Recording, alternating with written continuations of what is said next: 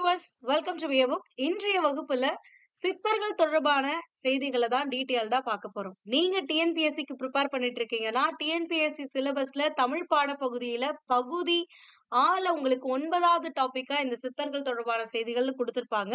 So இந்த பகுதிய school புக்ல நீங்க எங்கெங்கெல்லாம் படிக்கணும் அப்படின்னா, 11th ஸ்டாண்டர்ட் நியூ புக்ல சித்தர் உலகம் அப்படிங்கிற தலைப்பின் கீழ குடுத்திருப்பாங்க. அது மட்டும் இல்லாம 11th ஸ்டாண்டர்ட் அட்வான்ஸ்டு தமிழ் புக்ல உங்களுக்கு சித்தர் பாடல்கள் அப்படின்னு ஒரு 2 பக்கங்கள் குடுத்திருப்பாங்க.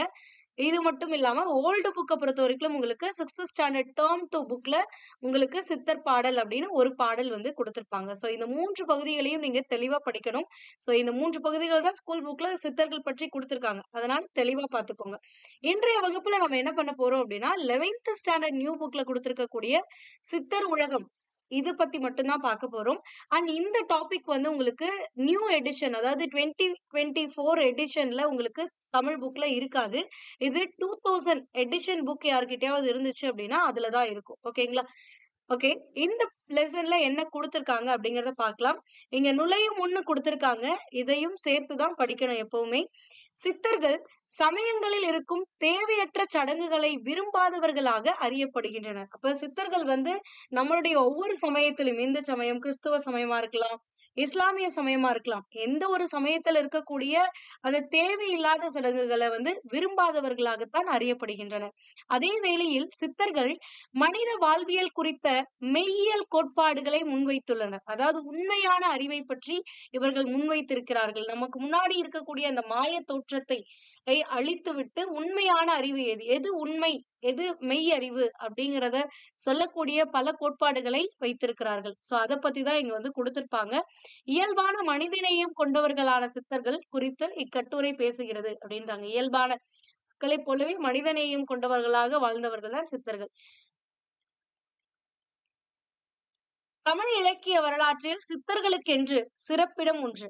அவர்கள் வாழும் கலை அறிந்தவர்கள், விழிப்பு நிலையை உணர்ந்தவர்கள், சித்தத்தை வென்று சித்து என்னும் பேரறிவினை பெற்றவர்கள். தொல்காப்பியத்திலும் திருக்குறளிலும் காணப்படும் நிறைமொழி மாந்தர் என்னும் சொல்லுக்கு சிலப்பதிகாரத்தில் நாடுகாண் காதையில் இடம்பெறக்கூடிய சித்தன் என்னும் சொல்லுக்கும் உரியவர்கள் சித்தர்கள். அதாவது சித்தர்களுக்குன்னு ஒரு தனி இடம், ஒரு சிறப்பிடம் நம்மளுடைய தமிழ் இலக்கியத்துல கொடுத்திருக்காங்க. ஏன்னா சித்தர்கள் பாடிய பாடல்கள் அப்படிங்கிறதுமே இருக்கும். அதுவும் எளிய நடையில இருக்கக்கூடிய ஒரு பாடல்களா இருக்கும். நீங்க இந்த லெசன்ல பாப்பீங்க, நிறைய லைன்ஸ் சித்தர்களுடைய பாடல்கள் கொடுத்திருப்பாங்க. பார்க்க ஈஸியா புரியுற மாதிரி இருக்கும்.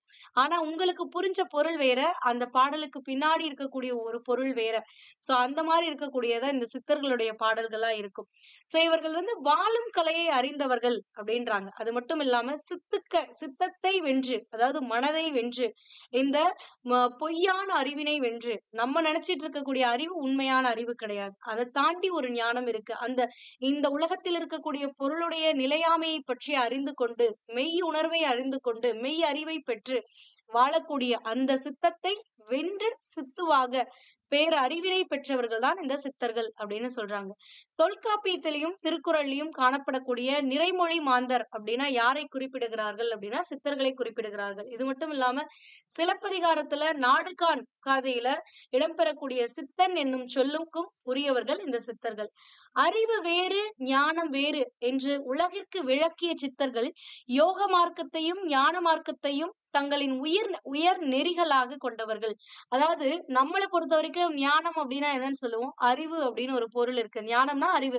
சோ இதுதான் நம்ம சொல்லுவோம். ஆனா அவர்கள் என்ன சொல்லியிருக்காங்கன்னா, அறிவுங்கிறது வேற, ஞானம்ங்கிறது வேற. அறிவுங்கிறது எதையாவது ஒரு சில விஷயங்களை படிச்சு தெரிஞ்சுக்கிறது அறிவு. ஆனா ஞானம் அப்படிங்கிறது இந்த உலகத்துடைய மெய் அறிவை பெற்றுக்கொள்வதுதான் ஞானம் அப்படிங்கிறது.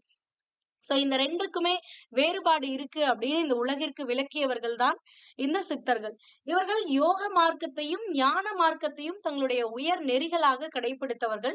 அதனால்தான் அவர்கள் பிறப்பறுத்தவர்கள் என்று அழைக்கப்படுகிறார்கள். பிறப்பறுத்தவர்கள் அப்படின்னா என்னன்னா, இப்போ மனிதனாக தோன்றுகிறோம், ஒரு பிறப்பில் நம்ம தோன்றிருக்கோம். அப்போ பிறப்பு எடுத்துட்டாவே நம்மளுக்கு இறப்புங்கிறது ஒண்ணு வரும். மறுபடியும் வேற ஒரு பிறவியா எடுப்போம். அதுல ஒரு இறப்பு இருக்கும். இந்த பிறப்பு இறப்புங்கிற அந்த சுழற்சியில் விட்டு அதாவது முடிவாக, அதாவது இந்த சுழற்சியிலிருந்து நிரந்தரமாக விடுதலை பெற்றவர்களைத்தான் அந்த பிறப்பு அறுத்தவர்கள் அப்படின்னு சொல்லுவாங்க. இந்த சுழற்சிக்குள்ளேயே வரமாட்டாங்க. பிறப்பு, இறப்பு, பிறப்பு, இறப்பு அப்படிங்கிற அந்த சுழற்சிக்குள்ள வராம நிரந்தரமா அந்த சுழற்சியிலிருந்து விடுதலை பெற்றவர்களை பிறப்பறுத்தவர்கள். அதாவது இதற்கப்புறம் அவங்களுக்கு பிறப்புன்னு ஒண்ணு கிடையாது, இறப்புன்னு ஒண்ணு கிடையாது. ஞான உருவா மாறிடுவாங்க. சோ அப்படிப்பட்டவர்கள் தான் இந்த சித்தர்கள் அப்படின்னு சொல்லக்கூடியது. அடுத்தது, மனமது செம்மையால் மந்திரம் செபிக்க வேண்டாம். அகத்திய ஞானம்ல சொல்லியிருக்காங்க. அகத்திய ஞானம் அப்படிங்கிறதுல இந்த மனமது செம்மையால், அதாவது உன்னுடைய மனசானது தூய்மையாக இருந்திருந்தால் போதுமானது. மந்திரம் ஜெபிக்க தேவையில்லை. நீ ஒரு பொருளை அடைவதற்காக மந்திரத்தை ஜெபித்துத்தான் அடைய வேண்டும்லாம் கிடையாது.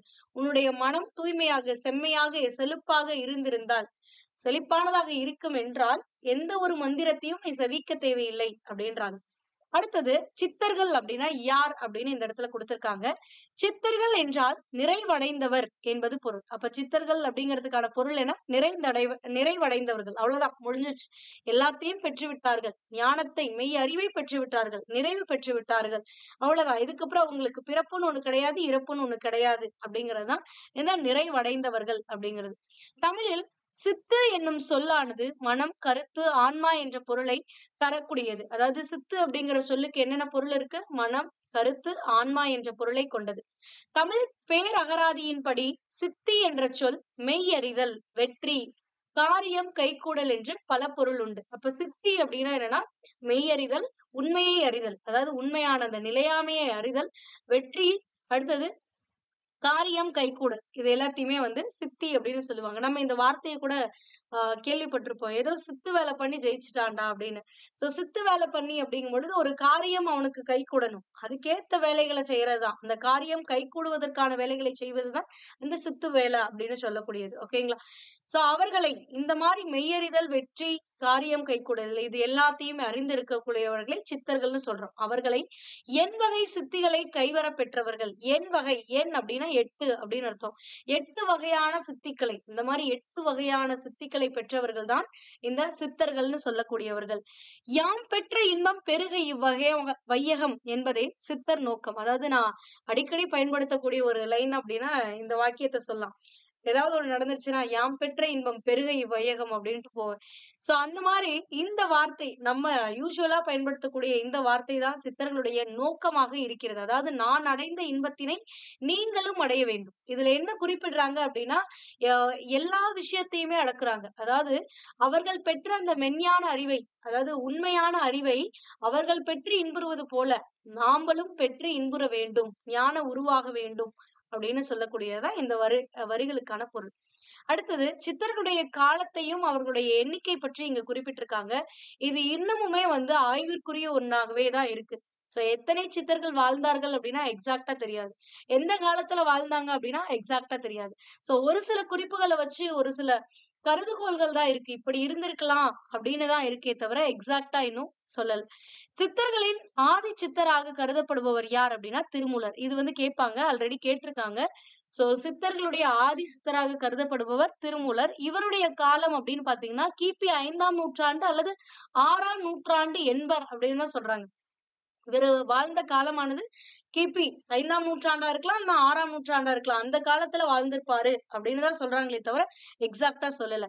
சித்தர்களில் கலகக்காரர் என்று கருதப்படுபவர் யார் அப்படின்னா சிவவாக்கியார். இது கேட்கப்படலாம், நோட் பண்ணிக்கோங்க. சித்தர்களில் முதல் ஆதி சித்தர் யாருன்னு கேட்கலாம், அது திருமூலர். அதுவே சித்தர்களில் கலகக்காரர் யார் அப்படின்னு கேட்டாங்கன்னா சிவவாக்கியர் சித்தர் தான் கலகக்காரர். இவருடைய காலம் என்ன அப்படின்னு பாத்தீங்கன்னா 9ஆம் நூற்றாண்டு. மற்ற சித்தர்கள் எல்லாமே கிபி 14ஆம் நூற்றாண்டு முதல் வாழ்ந்தவர்கள் அப்படின்னு சொல்றாங்க. ஆனா அது எந்த அளவுக்கு உண்மை அப்படிங்கிறது தெரியல.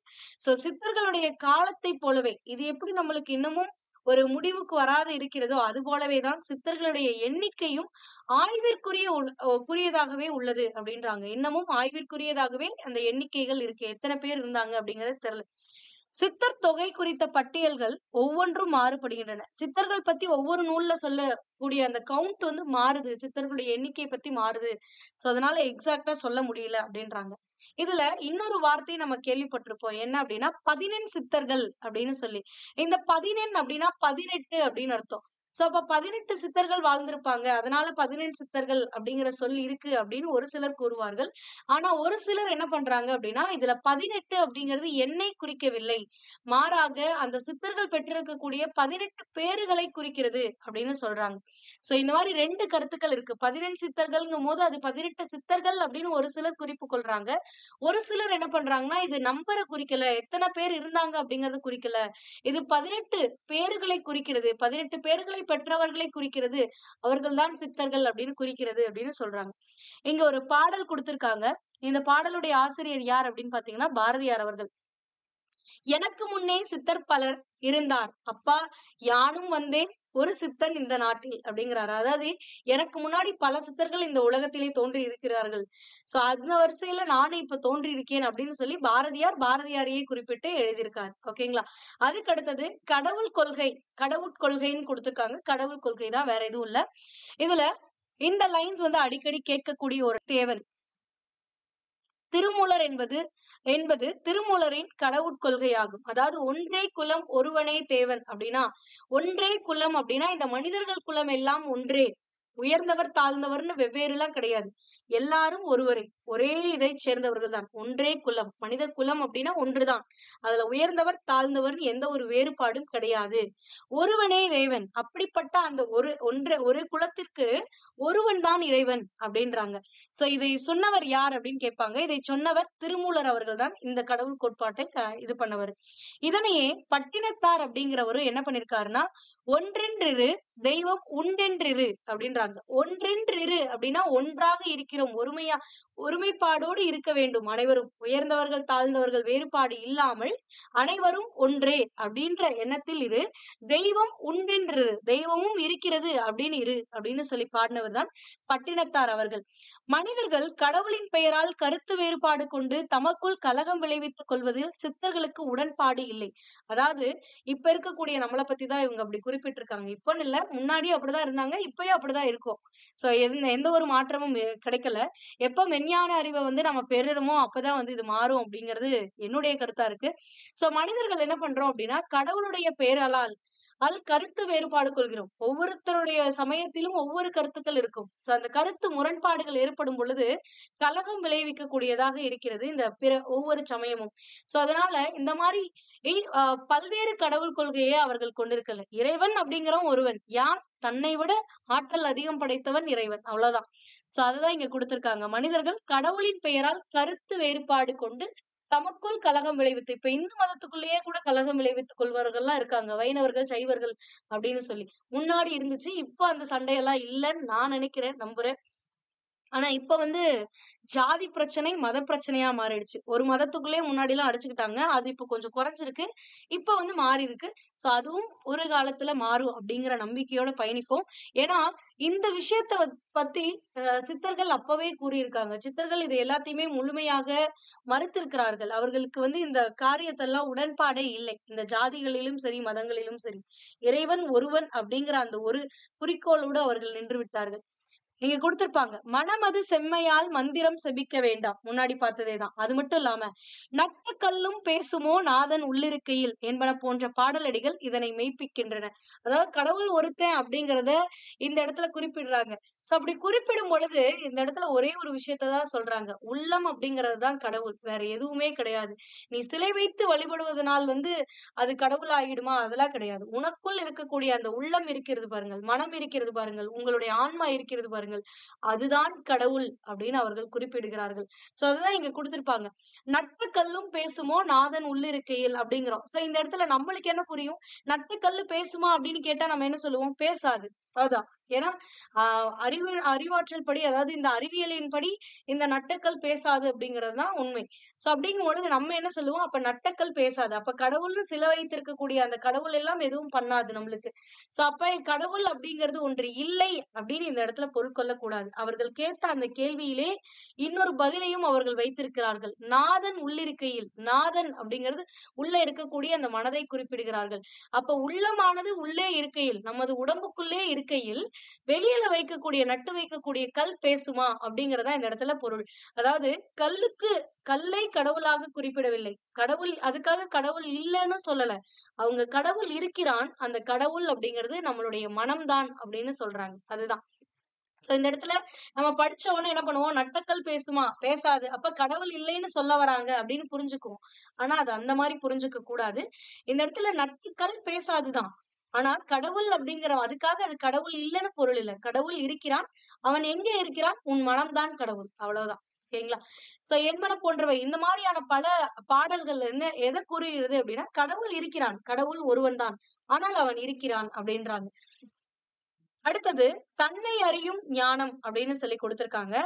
தமிழ் சித்தர்கள் மெய்யுணர்வு ஆன்மாவை உள்ளுணர்வினால் அறிவது ஞானத்தினால் மட்டுமே முக்தியை அடைய முடியும். ஞானம் அல்லாது வேறு வழிகளில் முக்தி அளிக்காது. முக்தி அப்படின்னா என்னன்னா ஒண்ணுமே கிடையாது. பிறப்பு, இறப்பு அப்படின்ற அந்த சுழற்சியிலிருந்து விடுபடக்கூடியதுதான் முக்தி. அதுதான் முக்தி. வேற எதுவுமே இல்ல.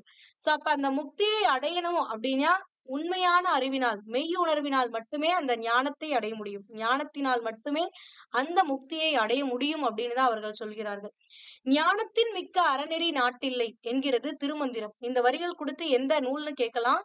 திருமந்திரத்துல குறிப்பிடுறாங்க. ஞானத்தின் மிக்க அறநெறி நாட்டில்லை. அதாவது ஞானத்தை விட வேறு எந்த ஒரு அறநெறியும் இந்த நாட்டிலே இல்லை முக்தியை அடைவதற்கு அப்படிங்கறதுதான் இந்த வரிகளுக்கான பொருள். மறுபடியும் சொல்றேன். ஞானத்தை விட, ஞானம் அப்படின்னா மெய் அறிவு அப்படின்னு அர்த்தம். சோ அந்த மெய்யுணர்வு, மெய் அறிவை விட வேற எந்த ஒரு சிறந்த அறநெறியும் இந்த நாட்டில் கிடையாது முக்தியை அடைவதற்கு அப்படின்றாங்க. சோ இந்த லைன்ஸ் எங்க இருக்கு அப்படின்னா திருமந்திரத்துல கொடுத்திருக்காங்க. அடுத்தது சித்தர்களை பொறுத்த அளவில் வீடு பேறு என்பது கூட தன்னை அறிதல் தான். அதாவது சித்தர்களை பொறுத்த வரைக்கும் இப்ப 4 பொருள்கள் இருக்கும். மரம், பொருள், இன்பம், வீடு அப்படின்னு சொல்லி 4 பொருட்கள் இருக்கும். சோ ஒரு மனிதனுடைய வாழ்க்கையில அறத்தை பின்பற்ற வேண்டும், பொருளை ஈட்ட வேண்டும், இன்பத்தை அடைய வேண்டும். இறுதியாக அவன் வீடு பேரை அடைவான். சோ இதுதான் ஒரு மனிதனுடைய 4 நிலைகள் அப்படின்னு சொல்லக்கூடியது. அவன் இறுதியாக வீடு பேற்றினை அடைவான். சோ ஆனா சித்தர்கள் என்ன சொல்றாங்கன்னா, அதை இறுதியா அடையணும்னு கிடையாது. ஒருத்தன் என்னைக்கு தன்னை அறிந்து கொள்கிறானோ, தாம் எதற்காக இந்த பிறவி எடுத்திருக்கிறோம். சோ இந்த பிறவியில் நம்மளுடைய கடமைகள் என்ன? சோ இது எல்லாத்தையும் உணர்ந்து என்னைக்கு அந்த மெய் உணர்வை பெறுகிறானோ அன்னைக்கு அவன் அறிந்து விட்டான் அப்படிங்கிறது பொருள். சோ அதுதான் வீடு பேறு அப்படின்னு அவர்கள் சொல்கிறார்கள். அதுதான் சித்தர்களை பொறுத்த அளவில் வீடு பேறு என்பது தன்னை அறிதல் தான். ஒரு மனிதன் தன்னை பற்றி அறிந்து கொள்வதுதான் வீடு பேறு. அப்ப தன்னை அறிந்த நிலையில் ஆன்மாதானே தனக்கு தலைவனாய் நிற்கும் என்பது திருமூலர் வாக்கு. அப்ப திருமூலர் என்ன சொல்லியிருக்காரு அப்படின்னா, ஒரு மனிதன் என்னைக்கு தன்னை அறிந்து கொள்கிறானோ அன்று அவனுடைய ஆன்மாதான் அவனுக்கு தலைவனாக இருக்கும். அவன் தனக்கு தலைவனாய் நிற்கும். எது? அவனுடைய ஆன்மா. என்னைக்கு அவன் தன்னை அறிந்திருக்கும் பொழுது அப்படின்றாங்க. தன்னை அறிதல் என்பது தன் உண்மை நிலையை அறிதல். தன்னை அறிவதற்கு நான் என்னும் அகங்காரம் அழிய வேண்டும். அப்ப நீங்க உங்களை உண்மையா புரிஞ்சுக்கணும். சோ மெய்யுணர்வை பெற வேண்டும், மெய் அறிவை பெற வேண்டும், ஞானத்தை பெற வேண்டும். அப்படி என்றால் நீங்கள் நான் அப்படிங்கிற அந்த அகங்காரத்தை அழிக்க வேண்டும் அப்படின்றாங்க. சோ இங்க ஒரு வரிகள் கொடுத்திருக்காங்க. இந்த வரிகள் சிவவாக்கியாருடைய வரிகள். சித்தர்களின் கலகக்காரரான சிவவாக்கியாருடைய வரிகள். நாடுனதா அமிர்தம் உண்டு நான் அமிழ்ந்த நின்ற நாள் அப்படின்றாங்க. சாரி, நான் அழிந்து நின்ற நாள் அப்படின்றாங்க. சோ நான்கிற அந்த அகங்காரம் என்று அழிந்து நிற்கிறதோ அந்த நாள் தான் நாடி கிடைக்காத, நம்ம தேடியும் கிடைக்காத இருக்கக்கூடிய அந்த அமிழ்தத்தை உண்டு இரவா நிலை பெற முடியும் அப்படின்னு சொல்றாரு. அதாவது அந்த அமிழ்தத்தை உண்டால் இரவாத நிலை பெறலாம். சோ அப்படிங்கும் பொழுது நம்ம தேடி கிடைக்காத அந்த அமிழ்தத்தை என்னைக்கு நம்ம உண்ண முடியும், என்னைக்கு அந்த இன்பத்தை அடைய முடியும் அப்படின்னா, நான் அப்படிங்கிற அந்த அகங்காரம் என்று ஒளிகிறதோ அன்றைய நாள் தான் நம்ம அதை அடைய முடியும் அப்படின்னு சொல்றாங்க. அதான் நான் அழிந்து நின்ற நாள் அப்படின்னா, நான் இன்னும் அந்த அகங்காரம் அழியக்கூடிய அந்த நாள் தான் நாடி கிடைக்காத அந்த அமிர்தத்தினை உண்டு இரவாத நிலையை அடைய முடியும். அதாவது முக்தி அப்படிங்கிற நிலையை அடைய முடியும் அப்படின்னு சொன்னவர் யார் அப்படின்னா சிவவாக்கியார். இந்த வாக்கியத்தை கொடுத்து கூட கேட்கலாம். சோ அதனால நோட் பண்ணிக்கோங்க. அடுத்தது சமூக உணர்வு. இத பத்தி முன்னாடியே ப்ரீவியஸ் இயர்ல கொஸ்டின்ல கேட்டிருக்காங்க. அதுவும் இந்த முதல் வரிகள். சித்தர் பாடல்கள் என்றதும் முதலில் நம் நினைவுக்கு வருவது அவர்களுடைய ஆழ்ந்த சமூக உணர்வே ஆகும். சோ நம்ம நினைப்போம் சித்தர்கள்னா இறைவனை பத்தி பேசியிருப்பாங்க, சமூக உணர்வை பத்தி எல்லாம் பேசியிருப்பாங்களா? கிடையாது அப்படின்னு நினைப்போம். ஆனா அவர்கள் சொன்ன கருத்துக்கள் எல்லாமே சமூக உணர்வாகவே இருந்திருக்கிறது. அததான் இந்த இடத்துல குறிப்பிட்டிருக்காங்க. ஏன்னா நம்மளுக்கு சித்தர்ன உடனே என்ன ஞாபகம் வரும்? கடவுள். அப்ப கடவுளை அறிந்தவர்கள் சித்தர்கள்.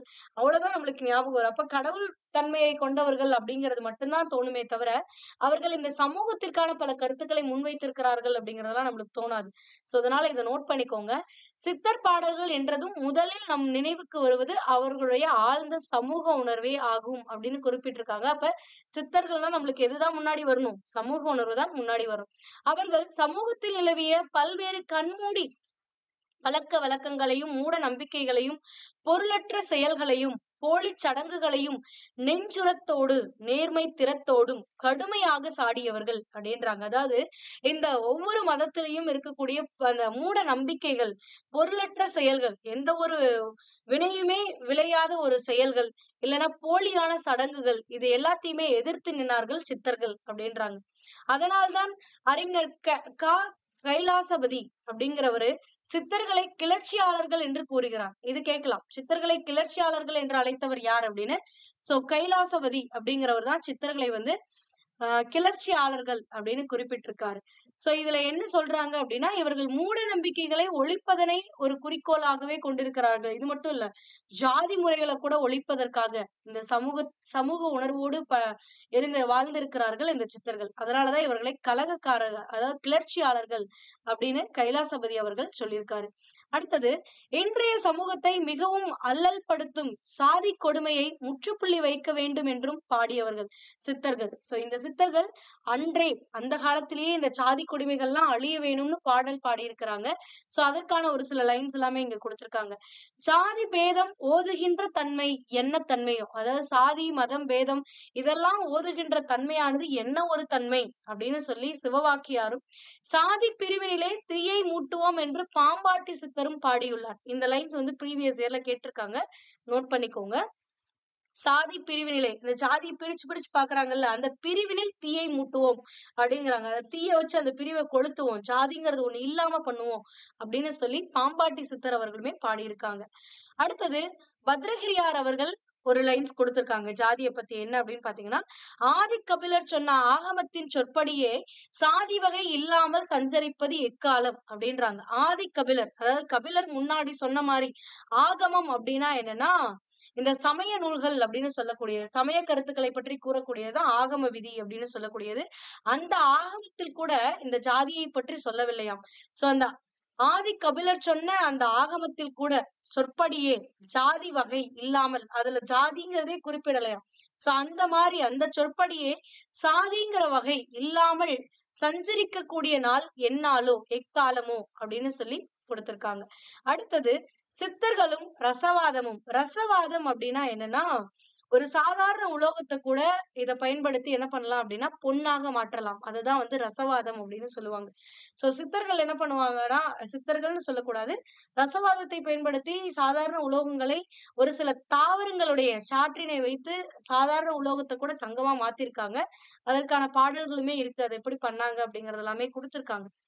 சித்தர்களை ரசவாதிகள் என்றும் கருதும் போக்கு தமிழகத்தில் பரவலாக காணப்படுகிறது. சித்தர்கள் தங்களின் யோக சாதனையை உள்ளார்ந்த ஆன்மீக ரசவாதம் என்றே கருதுகிறார்கள். இந்த இடத்துல ரசவாதி அப்படின்னு என்னன்னு கொடுத்திருப்பாங்க. ரசவாதி எவ்வாறு தாழ்ந்த உலோகத்தை தங்கமாக மாற்றுகிறானோ அவ்வாறே சித்தரும் தம்முடைய உடலையும் உள்ளத்தையும் சார்ந்து நிற்கக்கூடிய உயிரை எந்த சார்புமற்ற உயர்ந்த ஆன்ம நிலைக்கு மாற்றுகிறார்.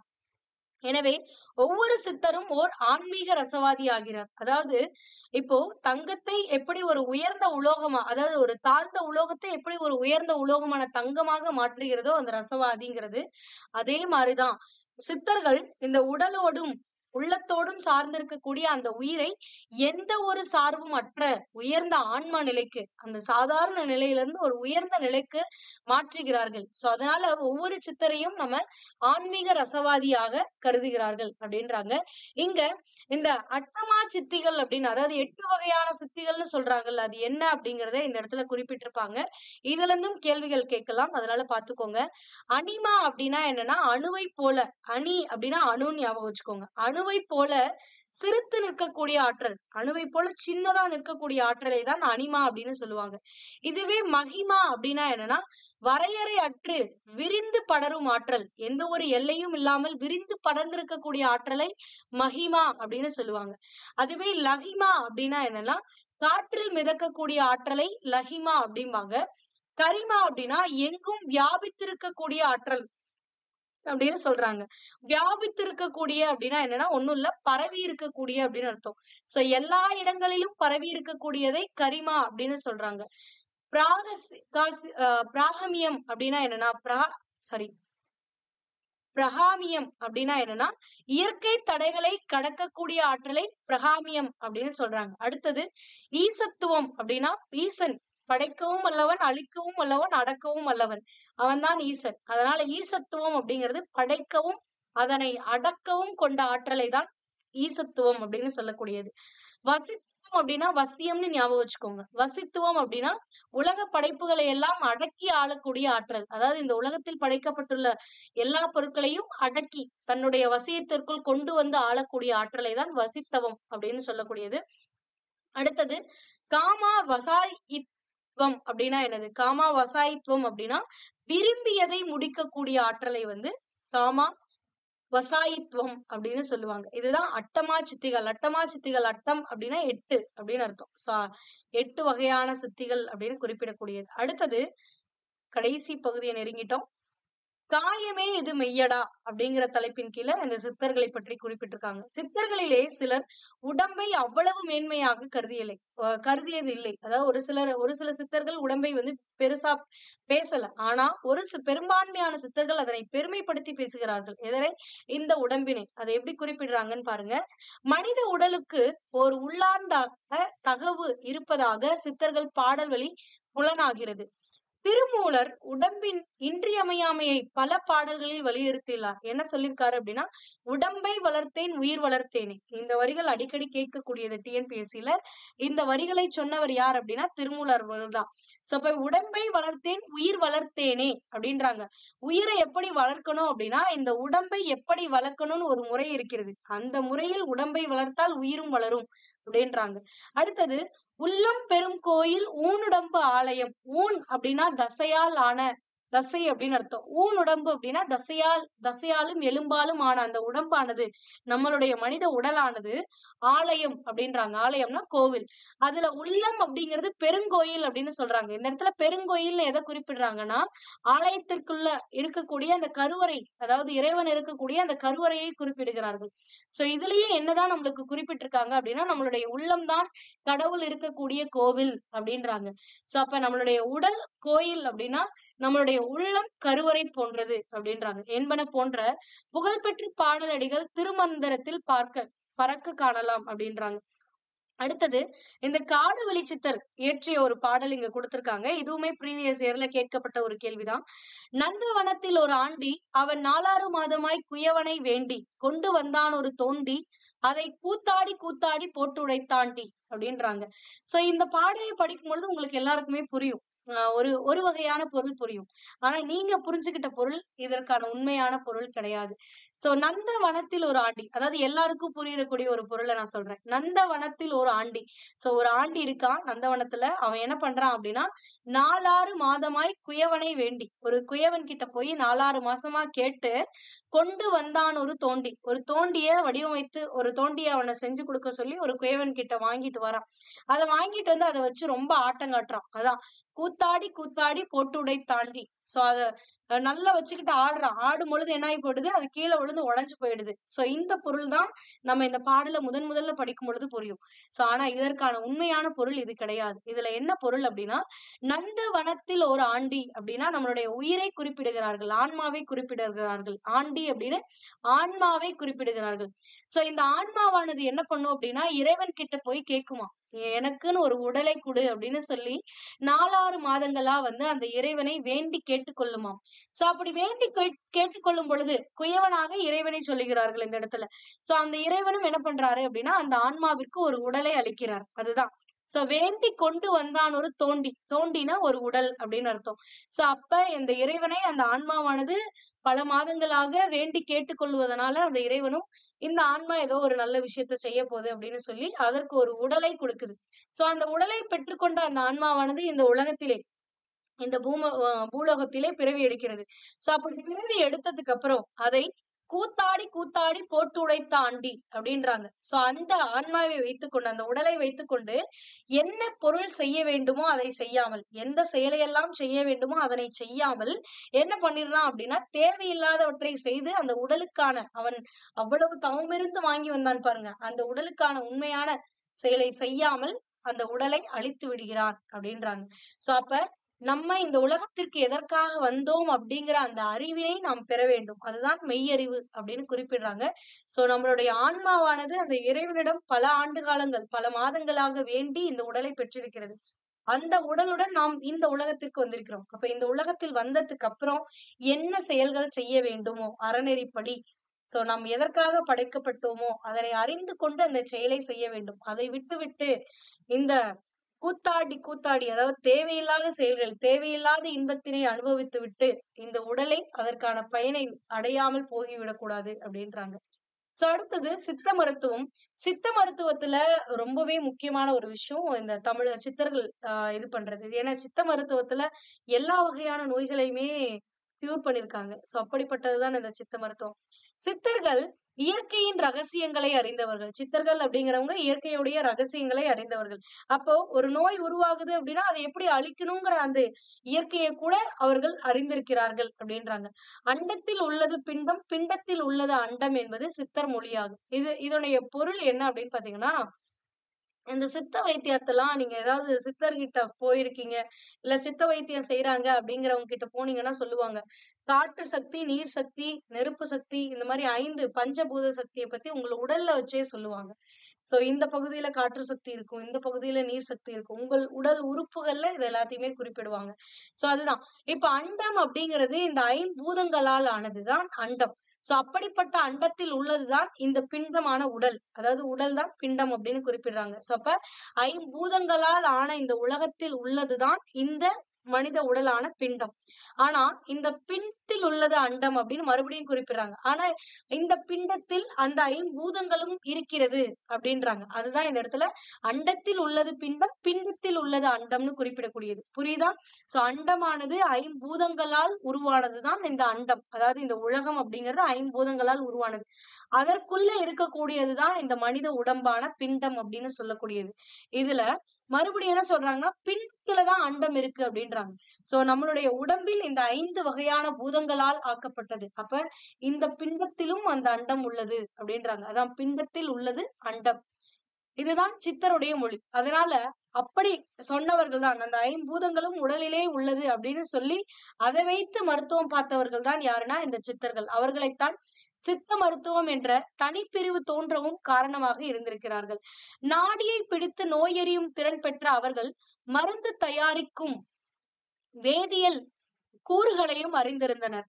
சோ இப்பல்லாம் நம்ம நெறைய கெமிக்கல்ஸ் யூஸ் பண்ணி ஒரு நோய்க்கு எப்படி மருந்து கண்டுபிடிக்கிறோமோ, அந்த மாரி அவர்கள் அன்றைய காலத்திலேயே கெமிஸ்ட்ரிங்கிற அந்த அறிவை வந்து பெற்றிருக்கிறார்கள். நம்மலாம் இப்பதான் பண்றோம்.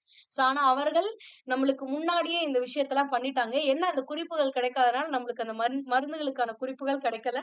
சோ இப்ப நம்ம மறுபடியும் புதுசா இன்வென்ட் பண்ணிக்கிட்டு இருக்கோம். அதுதான். ஓகேங்களா?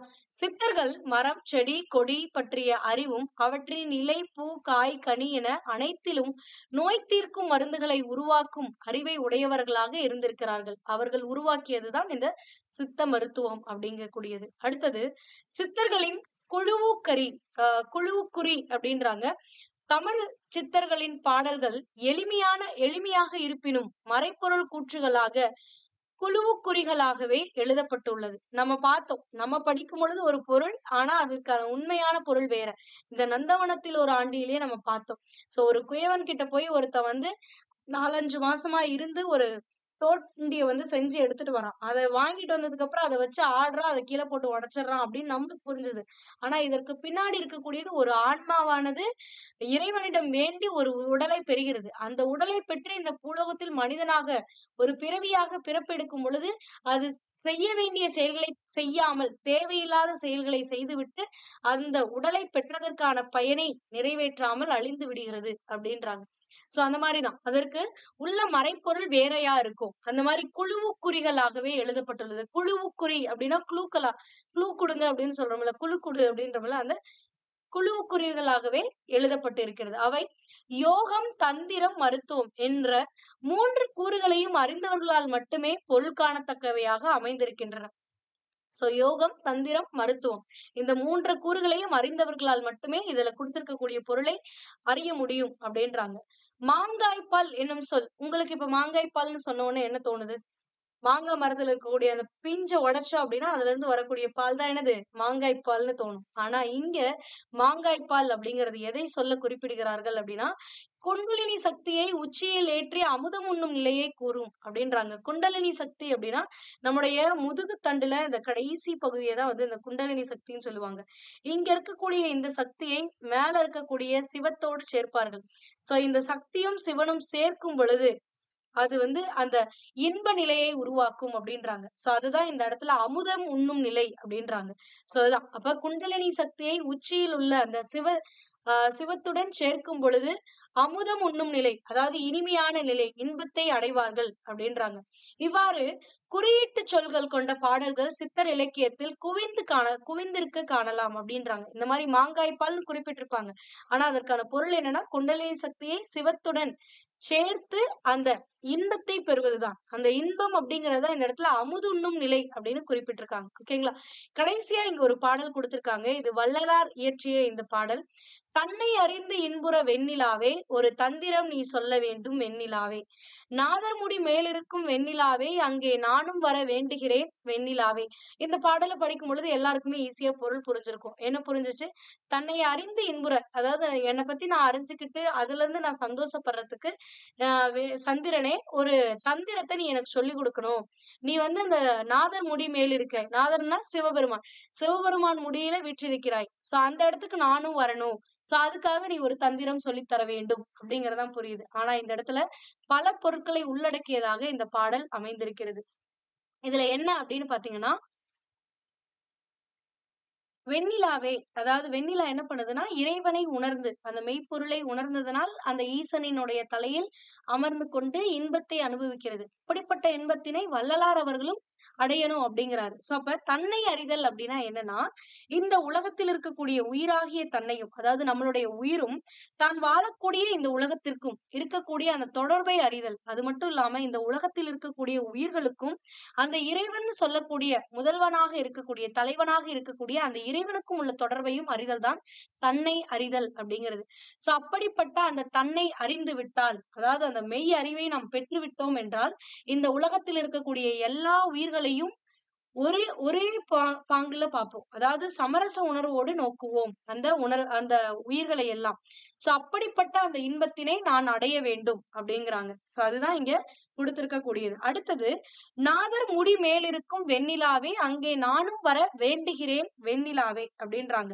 சோ இதுல என்ன அப்படின்னா சிவ தத்துவத்துக்கு மேல இருக்கக்கூடிய நிலவே, அதாவது சிவனுக்கு மேல இருக்கக்கூடிய நிலவே அந்த இடத்துக்கு நானும் வரணும் அப்படின்னு சொல்றதா இந்த வரிகள்.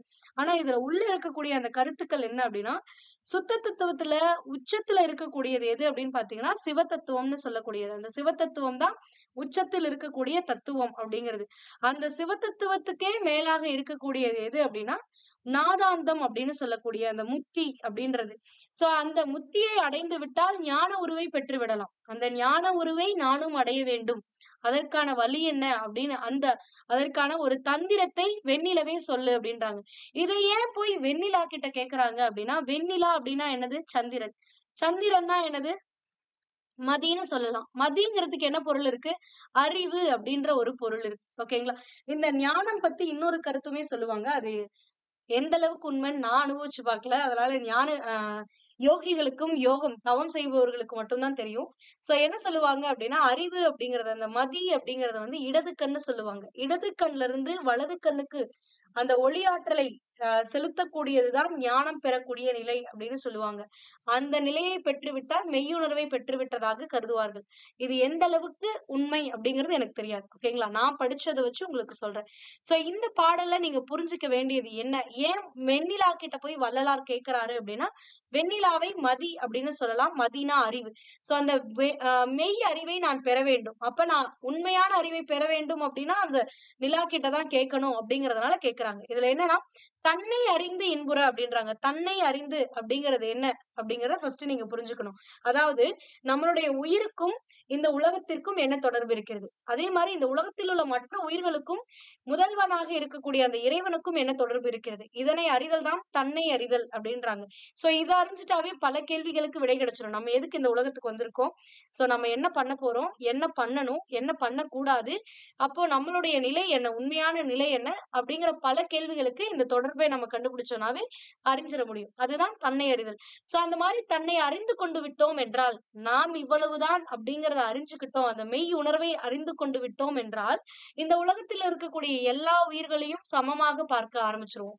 சோ நம்மளை விட 4 அறிவு ஜீவன்களையோ, இல்ல 3 அறிவு ஜீவன்களையோ, இல்ல 5 அறிவு ஜீவன்களையோ வந்து தாழ்ந்ததாக கருத மாட்டோம். எல்லாத்தையும் சமமாக பார்க்க விடுவோம். சோ அப்படி பார்க்கக்கூடிய அந்த இன்ப நிலையை நான் அடைய வேண்டும். அதற்கு நீதான் எனக்கு ஒரு உபாயம் செய்ய வேண்டும். தந்திரம் அப்படின்னா ஒரு உபாயம் சொல்ல வேண்டும். அது எப்படி அடையணுங்கிறத நீதான் எனக்கு சொல்ல வேண்டும். அந்த நாதருடைய முடியின் மேல் இருக்கக்கூடிய வெண்ணிலாவே, அதாவது நீ இறைவனை பற்றி அறிந்து கொண்டு அந்த மெய்யறிவை பெற்றுக் கொண்டதனால் தான் நீ அந்த சிவ தத்துவத்தின் மேல் அமர்ந்திருக்கிறாய் அப்படின்றாங்க. சோ அப்ப அந்த சிவ தத்துவத்துக்கும் மேல இருக்கக்கூடியதுதான் அந்த நாதாந்தம் அப்படின்னு சொல்லக்கூடியது. அந்த நாதாந்தத்தை நானும் அடைய வேண்டும். அதாவது அந்த முக்தி நிலையை அடைய வேண்டும். முக்தி நிலையை அடைந்து விட்டால் நீங்கள் ஞான உருவை பெற்று விடுவீர்கள். ஞான உருவு, அறிவுருவாக மாறிவிடுவீர்கள். அந்த அறிவுருவை நான் பெற வேண்டும். அதற்காக ஒரு தந்திரத்தை எனக்கு சொல் அப்படின்னு சொல்லி வெண்ணிலா கிட்ட, அதாவது மதி கிட்ட வள்ளலார் அவர்கள் வேண்டக்கூடியதுதான் இந்த பாடல். ஓகேங்களா? சுருங்க கூறின் சித்தர்கள் எதை பாடினாலும் அதன் அடிப்படையையே ஆய்ந்து சிந்தித் பாடியுள்ளனர். ஆரவாரத்துக்கோ மேலோட்டமான பார்வைக்கோ அவர்களின் பாடல்கள் மருந்துக்கும் இடமில்லை. மருத்துவம், மந்திரம், ரசவாதம், யோகம், ஞானம் போன்ற பல துறைகளில் சித்தர்கள் பாடிய பாடல்கள் தமிழ் மொழியின் அறிவு பெட்டகம் எனலாம் அப்படின்றாங்க. சோ இவர்கள் பாடி இருக்கக்கூடிய ஒவ்வொரு பாடலுமே சாதாரண ஒரு பொருளை கொடுப்பதாக இருக்காது. அதாவது நீங்க முதல்ல படிக்கும் பொழுது இருக்கக்கூடிய பொருளாக இருக்காது. சோ அதற்கு பின்னாடி ஒரு உள்கருத்து ஒண்ணு இருக்கும். அததான் நம்ம அறிஞ்சுக்கணும். அதை யாராலதான் அறிய முடியும் அப்படின்னா, இந்த யோகம், தந்திரம், மருத்துவம்ன்ற இந்த 3 கூறுகளையும் அறிந்தவர்களால் தான் இவர்களுடைய பாடல்களில் இருக்கக்கூடிய அந்த உள்கருத்துக்களை அறிய முடியும். ஓகேங்களா? சோ இதுதான் இந்த 11th ஸ்டாண்டர்ட் 2018 எடிஷன்ல குடுத்திருக்கக்கூடிய சித்தர் உலகம் தொடர்பான செய்திகள். அடுத்த வகுப்புல நம்ம இந்த சித்தர் பாடல்கள் அப்படின்னு சொல்லி 11th ஸ்டாண்டர்ட் சிறப்பு தமிழ் புத்தகத்துல குடுத்திருப்பாங்க. அத அடுத்த வகுப்புல பார்க்கலாம்.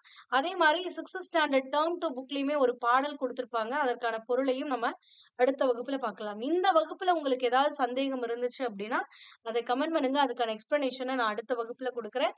For more videos, stay tuned with BA Book. Thank you.